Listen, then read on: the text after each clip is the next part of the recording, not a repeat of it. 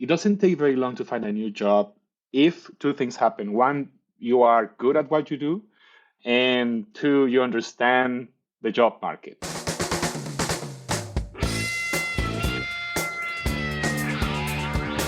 It's the Germany Experience, the podcast about life in Germany as seen through the eyes of outsiders. I'm your host, Sean. Visit the website, thegermanyexperience.de, for more details about the podcast. And now you may have noticed that last week there was not an episode of the Germany Experience, and that is because I was away for 2 weeks in South Africa, and I can't tell you how good it was to see my family for the first time in 4 years. So it was really good to be away, but it did mean that there was no episode last week. Speaking of episodes, next week's episode, I'm going to be doing a live Q&A show. So if you have questions about Germany or questions about me, then send them to me. The email address is info@thegermanyexperience.de, or you can go to the website, thegermanyexperience.de/contact, and send me your questions. I will also be posting on Instagram about this, getting questions within the next few days. So if you don't follow me on Instagram, I am at the.germany.experience on Instagram. So this week's guest is from Mexico, and he is working in the tech industry in Germany, just like I am. So I thought it would be interesting to discuss with him what his experiences of working in tech in Germany are, and we could compare some notes. So that's coming right up. But first, I want to mention this. After I gave a shout out on a previous episode to a listener who had listened to every episode of the Germany Experience, I got this review from someone named Jeanette. It's a 5-star review. And this is what Jeanette had to say. I have listened to all the episodes. Yes, all. And love each one. The guests are amazing. Yes, they are. I agree, Jeanette, they are. And Sean is a great host. You're a great listener, Jeanette. I've been living in Germany for 5 years, and listening to the experiences reminds me that everyone has a rough time at some point. Keep up the work, Sean, so I have more content for my Spaziergänger. So she likes to listen to the podcast on her strolls. Thank you, Jeanette, for that review. It continuously blows my mind when people tell me they've listened to every single episode. And it makes me feel good because it's a lot of work putting a podcast out there. So it's always great to get these kinds of reviews. And you can leave me a review if you want, thegermanyexperience.de/rate, and you can leave me a review, even if it's a lukewarm 3-star review. It's still good for me to hear what you like, what you don't like. And if you're German and you don't like something I say, just leave me a 1-star review like so many of you do. I don't mind. Anyway, I also want to tell you, I've appeared recently on 2 podcasts. The one podcast was my well-known rival podcast, The Expat Cast. And I appeared on an episode called A South African, that's me, a Filipino, and an American walk into a bakery with Sean and Lowen. And of course, you will probably know Lowen as a previous guest on my podcast. And in this episode with Nicole, we share our personal preconceived notions about Germany and the things that we wished more people knew about Germany. And we also share what Germans know about our countries and the things that we wish more Germans knew about our homes. It's a very fun episode. I had a lot of fun recording it. Go and listen to it, The Expat Cast, wherever you listen to your podcasts. The other podcast is a show called The Canadian Wants to Know. And I spoke with the host, George, about my experiences growing up just as apartheid was ending in South Africa. So it's not exactly to do with Germany, but George is also living in Germany, and we touch on some things from German history as well. So a very interesting chat. If you want to hear more about my times as a teenager experiencing the fall of apartheid, go and listen to that. All of these links are in the show notes. Right, now on to this week's guest. As I mentioned, he's a Mexican, and we discussed working here in tech in Germany, the blue card visa, what it's like to change jobs, and specifically change jobs during a pandemic, understanding the job market, and also my favorite bit of advice from this episode: be informed, but don't necessarily believe everything. Here's Yotzín from Mexico.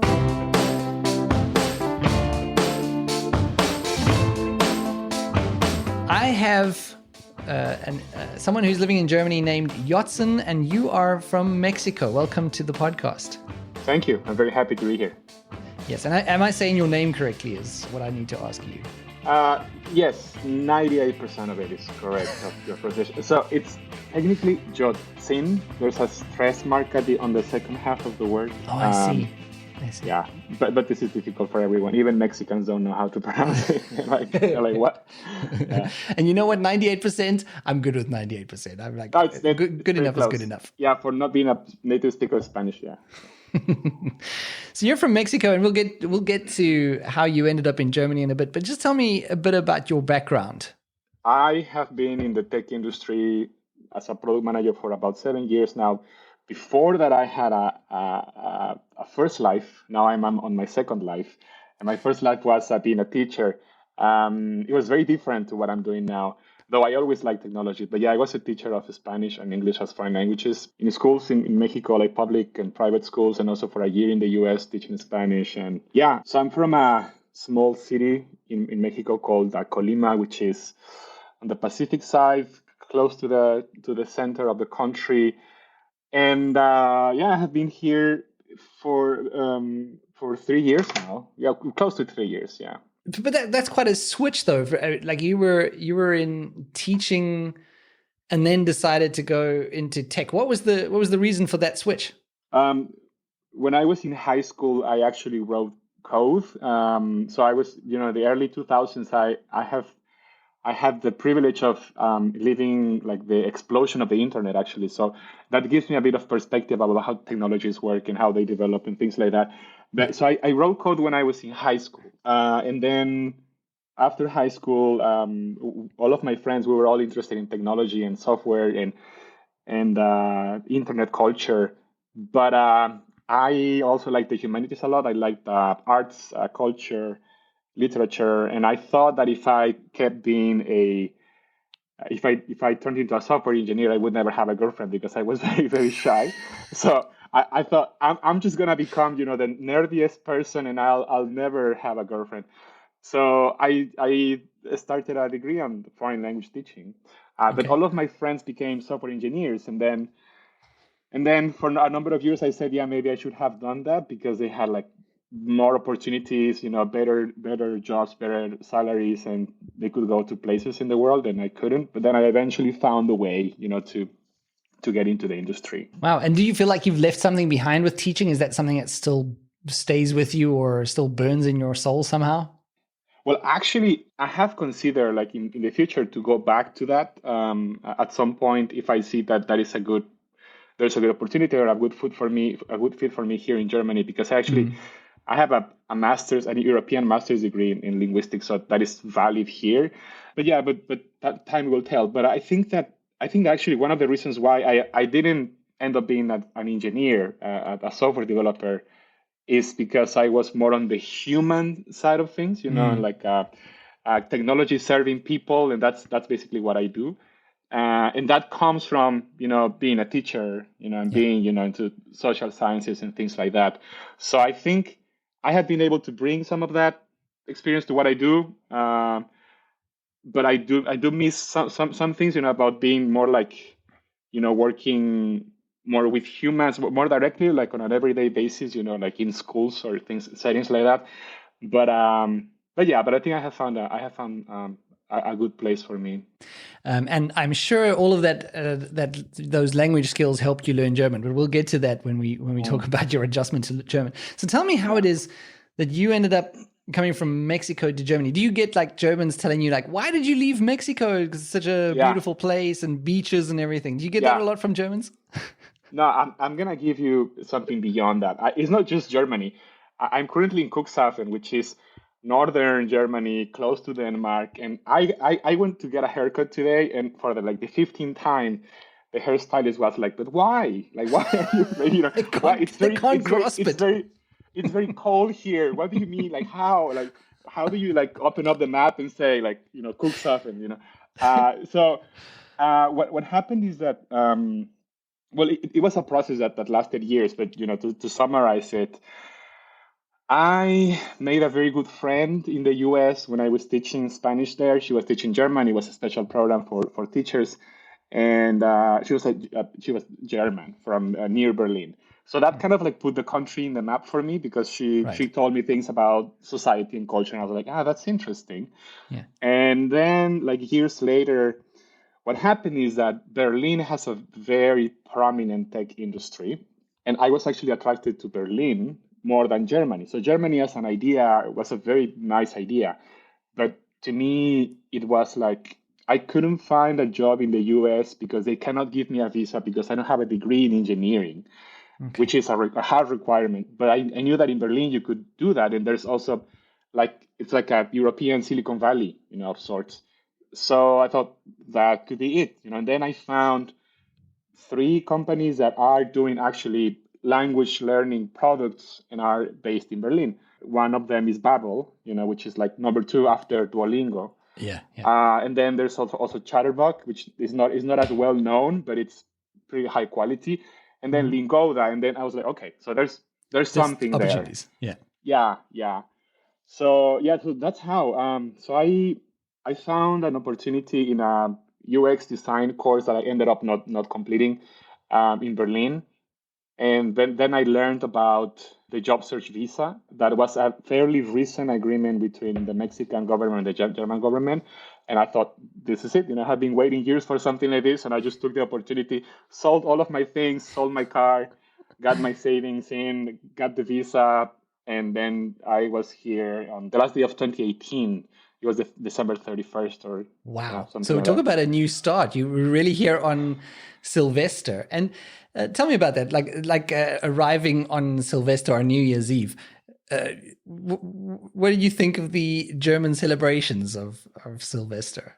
It was, I would say, a very interesting experience. It was lots of fun, but it's very crazy how Germans go crazy. Like on an I otherwise know. orderly and clean society, it's like last day of the year, boom, boom, boom, just like fireworks and actual fires. I It saw is. fires on the street, like um, lots of the next day is like waking up from a like very very wild night. It's like garbage all over, like a Yeah. fires is still going, and it's very very weird. This is not the image of Germany that you must have had in mind, what you saw in Sylvester E- night. exactly, and I had been in Germany before for a few days for a holiday, Hmm. and I knew that couldn't have been representative of like everyday life. So I thought, okay, welcome to Germany. Yeah. Yeah. There's also contrast here. Yeah. Yeah.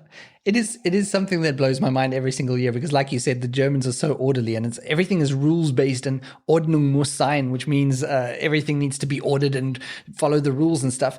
And they're so careful with everything. Germany has like the biggest Haftpflichtversicherung culture in the world. That's insurance that you get so that in case you do damage to someone else, they're so careful. And then on Sylvester, they lose their minds. It's like they just forget about all this normal German stuff that's in their brains and they just go crazy. And like you said, fires on the street. I've had, when I was living on like the seventh floor of an apartment building, I had a firework burn one of my outside boxes.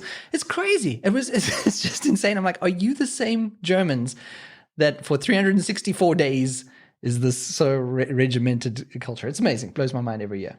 Yeah, I think that as with any other culture, there's you can find some really interesting contrasts like that, right? Yeah. Like Yeah. for another classic one is how like German efficiency, right? And it's a big yes, but except on the Ausländerbehörde or except with all like public offices, it's not that efficient sometimes. Yeah. So Yeah, yeah, and of course it's all just stereotypes anyway. So that is probably why. So yeah. you landed up in, so that was Berlin, right? Where you landed up.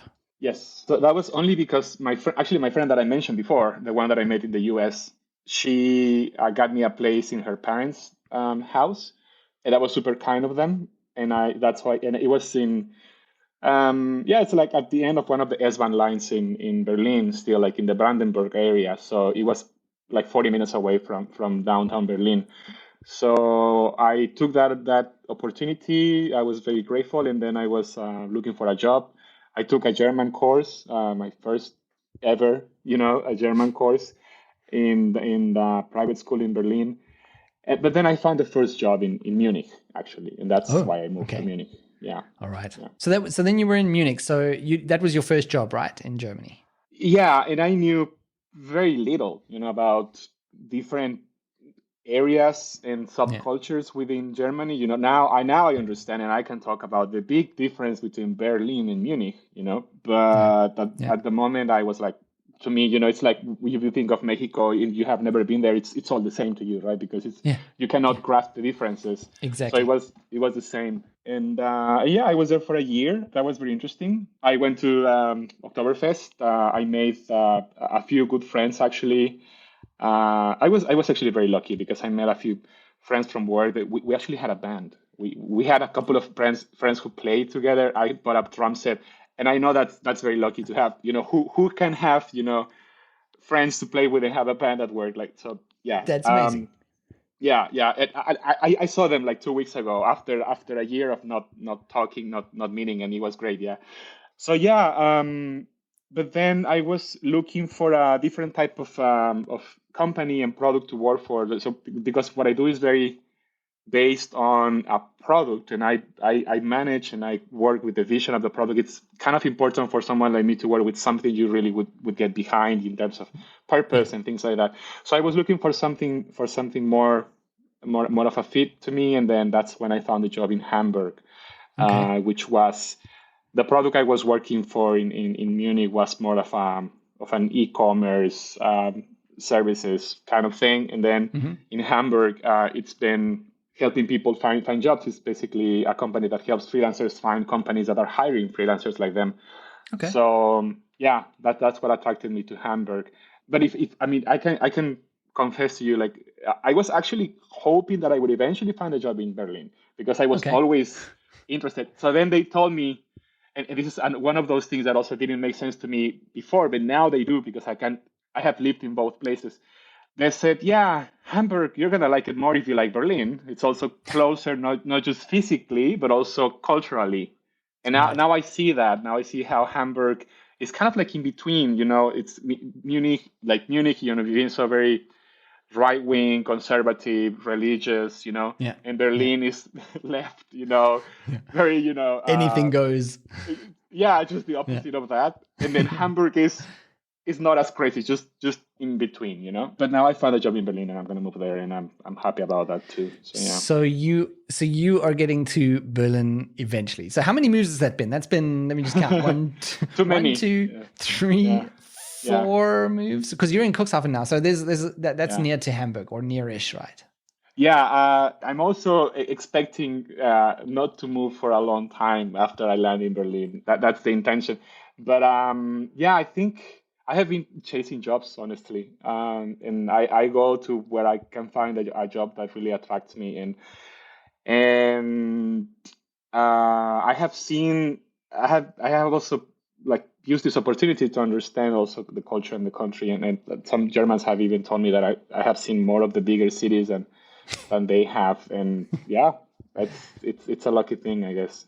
And also, at least all of those changes have really helped me with my understanding of what the different cultures are like within Germany, and Hmm. also what do I want.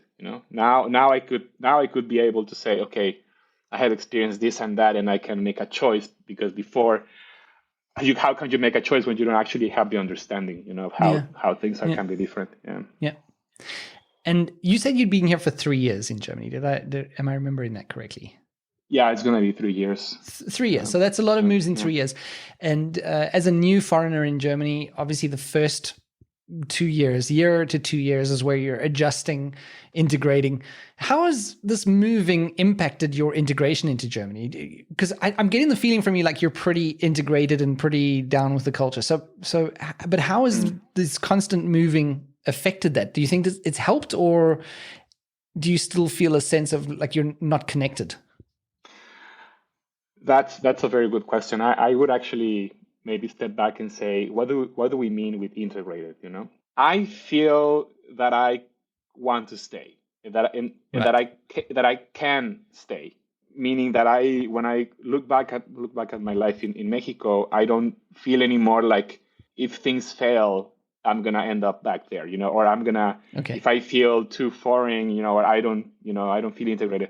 I don't feel like that anymore, which I think is a good sign, and I think that's a a personal process, and only the person can say when they feel like that. So in that sense, I think there's progress, and I feel very happy about that. But I still see a long way to go, and my German is nowhere, where I would like it to be, and that's one of the things that happened with being in the tech industry, because I'm not pressured, to learn faster. I have made a few friends, mostly international friends, Mm-hmm. and some Mexican friends. And the Mexican friends, for example, are people who are here to stay also.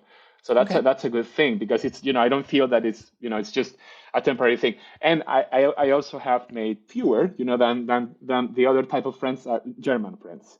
Okay. And I have a German girlfriend, Okay. which also contributes to that sense of Yeah. belonging. Yes. Though my German is, I understand much more than what I can say. I have been on the A level still, recently, which it's the bottom. I haven't tested myself recently, but I know that I have made progress. But yeah, I also don't have the pressure, because I have a special type of visa, which is something we can also talk about later, which is Mm-hmm. how this also that works for people in tech, and it has some benefits. In this Blaue card, and one of the benefits it has is that I am not required to have a high level of German. Actually, if in the next 2 years I get to A1, which is not it's just the first level, Yeah. I can apply for permanent residency if I have been working for 5 years with that visa. That's a Yeah, fairly low requirement. So there's not pressure from a visa perspective on you to yeah, learn German specifically. it's a very low requirement, and it's because the type of visa that I have, which is one of the good things, at least from a, let's say, like a gateway perspective, But then, if anybody is listening and thinking about doing something like this, I would say just take German very seriously, and even like if you can start sooner, do that, because it can only work to your benefit, having a higher Yeah. level. Yeah, yeah. Yeah. So And let's move on to the tech industry specifically, because obviously with each of these moves, there was a move in companies and stuff. But how would you say the German? What has the German been like in those companies? Has it been very different that like you could do business in English and get by on a daily basis in English, or did you work for some companies where it was very German, meetings in German, and so on? um, I have had both experiences. I have worked mostly with the startups, which are very, it's difficult to predict. That's what startups have. So in one of them was English was the working language, but it was very also it was a truly German company, and then there would be like German being spoken, profession for work purposes everywhere around us. And then I also worked in another more international company where there were even people who were like from other countries in Europe, and so they would, yeah, they would not speak German much. And I think Germans are very efficient, are very effective. Those things are true. I have had very positive experiences. Yeah, I'm actually liking it. The differences that I see, there's two things that I can mention. One of them is also a cliche, but it's very true. The directedness, or being direct. Yeah. It's in. I am still. I'm happy to say that I have learned and I'm getting used to it, but I sometimes I still get like when there's feedback and there's very harsh feedback, and it feels to me like an aggression. Yes. But I also come from a very indirect culture, Yes, me very too. indirect. Like people go around, they beat around the bush, and they just don't tell Yeah. you this is not good. Like you could have done it better like this. Which Exactly. is it's perfectly fine, but I think it's just a matter of being used to one thing or the other. Yeah, and the other thing is camaraderie. It's something that I was very used to, and it's also because of the culture I come from. I was lucky enough to have worked with friends in the past before moving here in companies, and because of that, I was very used to just hanging out, having fun, making jokes, being friends, like, having dinner, getting drunk, talking about work when you are, out, late at night. Yeah. And I kind of miss that. And how in Germany it's more of it's very, it's just work and that's it. And yeah, even making friends at work can be difficult for that same reason. Yeah. And I do feel the difference. Yeah, that I felt that difference as well because back in South Africa, the culture is very similar when it comes to just hanging out. Work is more like it's almost like a social thing, really. Like you do a lot of chilling out. I mean, we work hard in South Africa. The South Africans are known for their work culture. But when you're at work, it's not all work. It's a lot of hanging out. It's a lot of going down to having a coffee together, just chatting about, and a lot of small talk and things like that. And when I started working, like you, I'm also in the tech industry, and I've been in the tech industry in Germany for the full time that I've been here, 14 years now. It's exactly the case of the first company I came to work. It was a massive company, huge multinational conglomerate. But the German offices obviously were in Frankfurt, and there it was just a case of work. It was just you got there, and people were so serious, and I was struck by that. Like, wow, this is hardcore, and they were very serious, and work was work. But then when they took a break, like they would have a tea time or whatever. Then we can have a chat and everything. But in between, it was just work, focus, and whatever else. So that was my first job. But what I can say is it's not like that in every company. And like you say, each company is going to have its own culture. And since then, I've worked for two, not exactly startups, but they have the startup mentality still. And there, it's very much a case of they encourage that kind of camaraderie, as you said, which I think is a good way of describing it.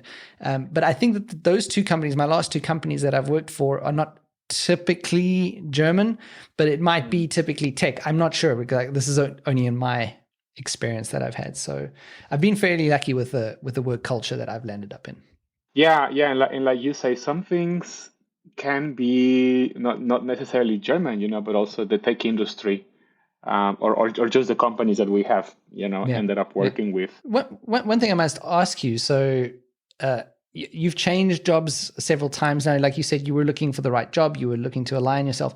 When it came time to change jobs, how difficult was it to find that next opportunity? Did you just one day decide, okay, let me start looking around, and then you were able to find something?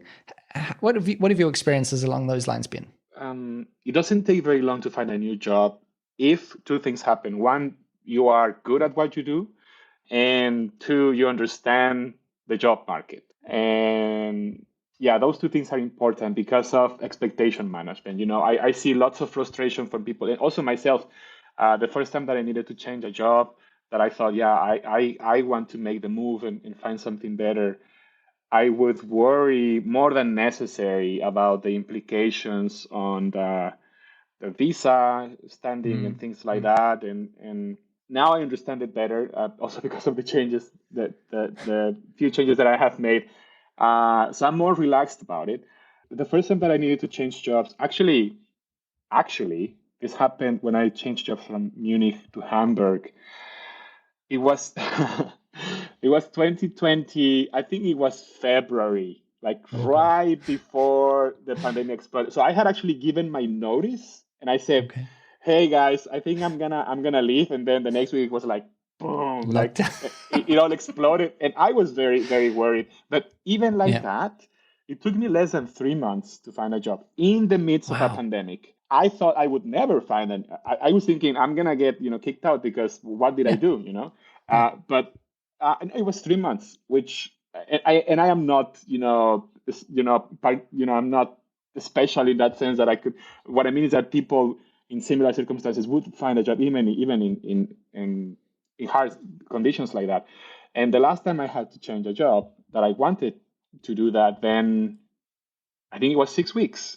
And then I had a new job So it's pretty fast. And that's one of the good things about the tech industry, that there's plenty of jobs, opportunities for growth and all of that, and good salaries. But you need to understand what you're doing and how also the market works. And also, finding a job can also be a job in itself, Yes, So yes, it's a lot of time. It's very time consuming. Yeah. And when you say understanding the job market, what specifically do you mean? Do you mean like what kind of skills that are currently being asked for so that you can push those ahead of others? What exactly do you mean by understanding the job market? Yeah, I actually like that topic a lot. I have some friends, even like back in Mexico, and they like work for international companies, and they are in software engineering, and they actually a couple of them are now just consulting on this kind of thing, how to find a job in the tech industry and how to Mm. grow and how to develop yourself. The way I see it, one of the best ways that I have to summarize it is it's a numbers game. It's a matter of probability. You have to apply to a certain number of positions, be rejected for most of them, and then get some interviews for a few of them, Yeah. get one or luckily two offers, and then you can have a choice. Yeah. But what I mean is understanding that kind of thing really helps with understanding the amount of work you have to put in and how Mm. your attitude needs to be. The other big theme is it's a learning thing. You have to be able to, from every rejection or every interview you do, you are learning, and that's feedback that is coming into you, and then you can make use of that. Yeah. So it really helps you to position yourself in a better way, or to, like for example, to identify your weakest skills. That's the most Yeah. obvious, or identify the strongest that you are not selling well enough. That kind of thing. So it's really that's what I mean with it's a job in itself. Yeah, I've also changed jobs several times. My first job, I was in Germany for 9 years. From when I moved here, I was very happy there. It was a big company, but then at some point, I decided it was time to move on. And also for me, it was, I would say, fairly easy from the point where I made the decision to move on to finding a new job. But like I know what you mean by a probability game where you do have to put the numbers out there. And I like what you're saying about learning iteratively, like as you go along, figuring out what you need to push more, what you need to work on. If they're noticing that they need that skill and it's not strong enough with you. But one of the biggest things for me was every time I looked for a new job in Germany, I already had an existing job. So it was almost a case of like, if I don't get this job, it's not the end of the world as well. Like I've still got this other job and I'm pretty happy here where I am now. And I think that makes a big difference to the search as well, because then you're not desperate. You also more open and honest when you go in, when you're talking to them, and you can have more open discussions. And that's one of my biggest pieces of advice is for looking for jobs in the tech industry is, if it's possible, obviously it's not always possible, but if it's possible, to do it from a position of comfort where you have the time, where you can really, you've got more bargaining power as well, because you're not desperate to get into that job. Yeah, 100%. Yeah, you're absolutely right about that. So yeah, don't do it like I did. Don't give your notice like before a pandemic breaks, and before you have a new job. Yeah, and yeah, I felt very silly about all of it, and I knew, but it was just a thing that I was desperate for a change. But yeah, Yeah. um, But of course, yes, of course, not every job search can be done from that kind of comfort or whatever. I'm also well aware of that as well. It was just my advantage. yeah. And you mentioned the visa that you're here on. Just maybe go into a bit of details about what that visa is and what it lets you do here while you're in Germany. Yeah, so I actually first had a regular work visa because again, I don't have a degree in engineering. So I started with a job search visa, which is good for 6 months. I found a job on the third month. So then I exchanged the job search visa for a regular work visa. Now, after that, on the next job, I now had I didn't have the education requirement like an engineering degree, but I had the salary requirement. That was just completely unplanned, and I actually was not planning on getting a Blaue card. It was actually a very nice surprise. They just I went to the Ausland the they said, by the way, you can apply for a Blaue card, and I was like, what? And I just got it. And the good thing about that is that, well, there's several benefits, but I think the three most prominent ones is, number one is fast track to permanent residency, which is what I was telling you, that after a certain number of months of being working, paying taxes, then you can apply. Right. Which connects with number two, which is the German requirement. It's lower for people with a Blaue Karte. It's A1. After I think 5 years, if you can speed it up by getting to B1, and then it's like 33 months or so. Wow. But Wow. you're not forced. You don't have to. Yeah. But Yeah. and then the third one is you don't have to notify the other neighborhood about job changes. Actually, Okay. you can just say, "Hey guys, I found a new job." There's just an email. That's it. You don't need to get a new, the whole process again. No, Got it. That's a huge and benefit. That is a massive benefit. Gives you a lot more it's freedom. exactly, yeah. It's Yeah. it's pretty big because also it's very time consuming, and Yes. complicated, Yeah. and then your partner also. If you were married, you can bring your partner, and they don't even have to speak the language, and they automatically have a work permit. They can work in Hmm. whatever they want. So basically, the Blauer Carta is like it's the way for the German government to make it easier, for people in tech to come and stay, and be Yeah. productive here. So yeah, I have that was my path from job search visa to work visa to Blauer Card. And the Blauer Card is actually recent for me. I got it in January this year. Okay. Yeah. When I came here about 14 years ago, things have changed. The blue card visa didn't exist back then, and I came here, and my visa was specifically tied to that specific job that I was doing. So, you said, when I changed jobs, I then had to do a whole lot of reapplying and things like that. So it is to have that on the blue card visa. If you can get that gives you a lot more freedom of what you can do and move around in Germany. Would you say that the tech field is a good field for foreigners coming to Germany in general? I think it is. I think so too. If you like tech, of course, because it's also not for everyone, and I respect that. But yes, it is. For several reasons, the amount of opportunities, the potential quality of those opportunities, the potential for financial growth, then the easier conditions, requirements that are there for people in tech, like the Blaue Karte that we mentioned. Yeah. For all of those things, yeah, it's a very good way to come here and find a job and stay. I don't regret it at all, and I have advised a couple of people, people back in Mexico about how it works and how they can make it work. Though, yeah, I do think that people should be informed of all of the different conditions and requirements. It's a very good way, even for someone who is. Like I said, I don't have an engineering degree, and I was actually told in the German embassy in Mexico City that I could get the work visa with the plan that I had, but I could only get, if I found a job, I would only be issued that work visa if the job was directly related to my education, which to me, it was like, okay, so then you're telling me that all of the plans that I have for working in the tech industry are not gonna. And they said, yeah, that's just the way it is. But so I decided to still give it a go, and I came. Like I said, I had a different paths that I wanted to try, and then I found that was actually not true. So what I'm trying to say is that.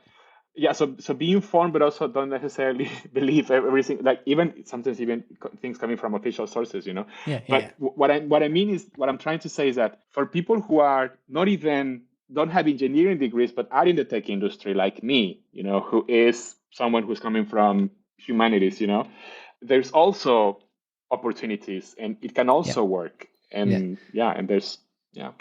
Yeah, I agree with that. I had a similar experience in a different way. One of the I actually don't even know if I've mentioned on this podcast before, but when I came to Germany, my biggest stepping stone to finding a job back then, this was 14 years ago, was that I didn't have a degree that I'd completed. I didn't go directly to university. I started working in South Africa, and it just so happened that I ended up in a job where everyone else I was working with had degrees. And I was just fortunate in that regard. And then I came here, and then I was also told, without a degree, there's no way you can work in that job that you're wanting to work. Like in the tech industry and stuff, you will need to have a degree. And I was lucky enough to interview for a job and convince them that I didn't need the degree, and I got the job in the end. Of course, it was a lot of it was based on showing that I am currently studying and something that was in line with what I was doing, but but that was a big stepping stone for me, that people also told me this counts you out pretty much. And like you say, be informed. I really like this. Be informed, but also just go and check it out anyway. Like maybe as long as you're aware, okay, that is what the rules are, that's what could happen. But actually when you get here, the reality might be slightly different and you might be able to wrangle something. So that's a good piece of advice. Working for startups, did you find that the work-life balance, because the stereotype of startups is that it's very cutthroat, long working hours. Did you find that at the startups in Germany as well? Yes. Yes. And next question. Next question. Yeah, that's what I have to say about that. No, yes, of course, but it can happen anywhere. But it can be managed, though. I mean, your own I mean, of course, you are within the framework of a company culture, right? And you have to operate within those limitations. But also your own attitude can also have an effect. And I think lots of us like put too much pressure, to always be on the grind, and like always being on, and being great and being the best in me, all of that. And that happens in tech also a lot. It does, yes. Yeah, but I think that happens to me. Like, I have to say, but I think that there's also ways. And okay, the very good thing about Germany is that the labor law, work law, is really on the side of the worker. Yeah, it really is. And then if you want to, for example, like establish, what is it called? Like borders, like limitations, like boundaries, to say, okay, so I'm going to work like legally, I'm required to work from this to this time, and this is what is expected of me. This is what the contract says.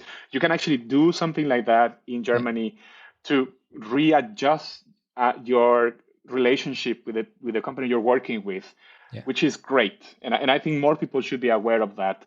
And I have also seen some companies, trying to abuse the fact that not some foreigners are not very knowledgeable about all of these things, like German law. You just imagine in German, it's also lots of legalese, and technicalities and things like that. But a lot of us.